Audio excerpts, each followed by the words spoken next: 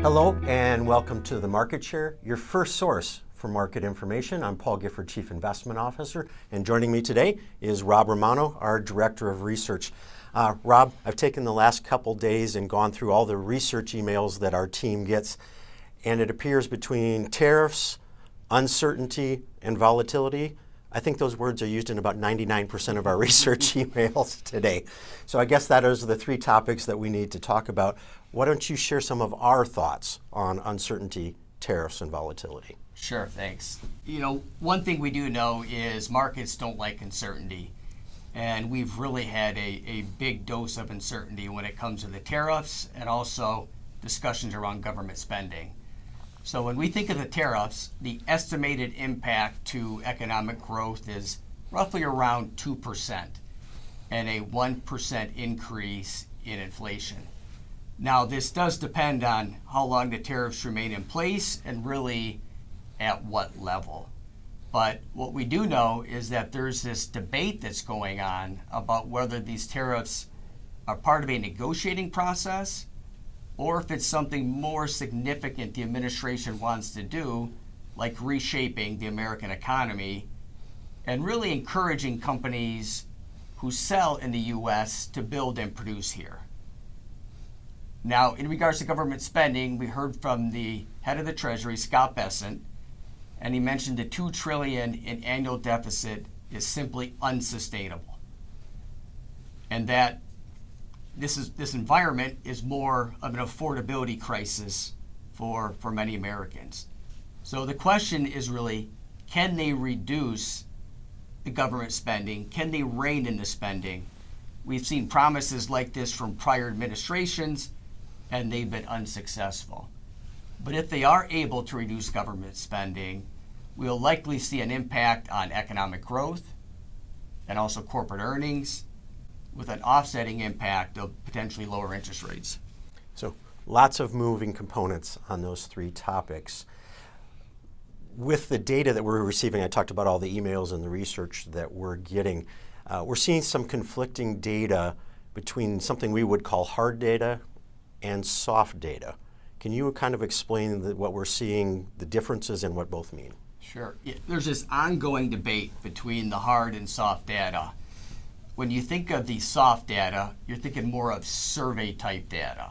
So University of Michigan Consumer Confidence is a survey where they're gauging consumers' views and thoughts on the economy.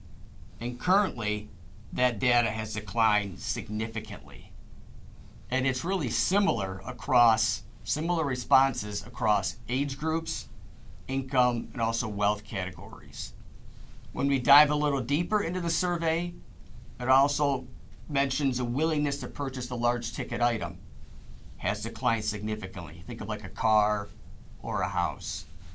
So on this graph here, we have another piece of survey data, soft data, and it's about the job market. And you can see the sharp uptick on the right side. And that is showing the current anxiety that is within the job market for job seekers and also job holders. So again, that's all the soft data.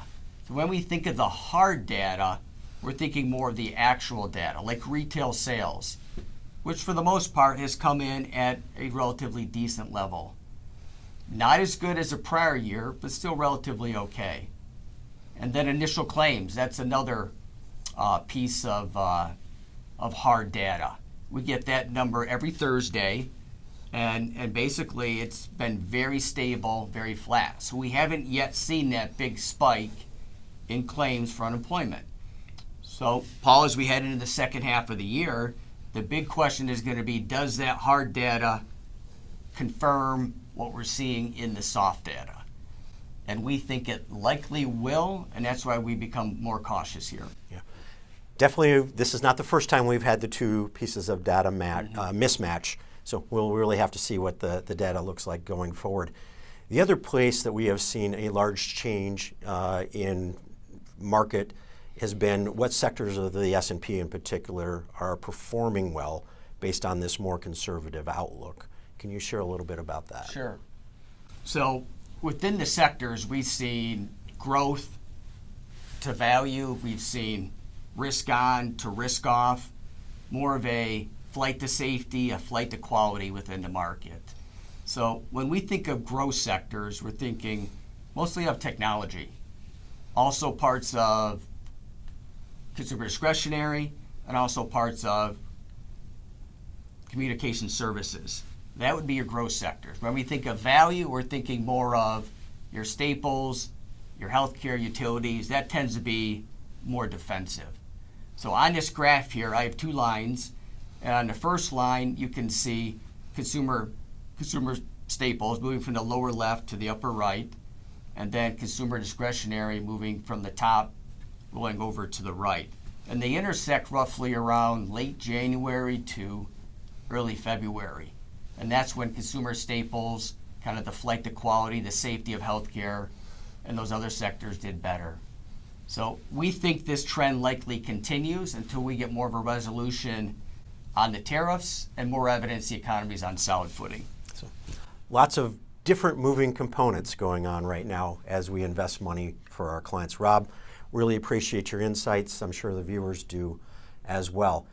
If you enjoyed today's video, I encourage you to share that with friends and family. If you do not currently subscribe to the Market Share, you can do so by scanning the QR code at the end of the video or sending an email to wealthadvisory@firstsource.com.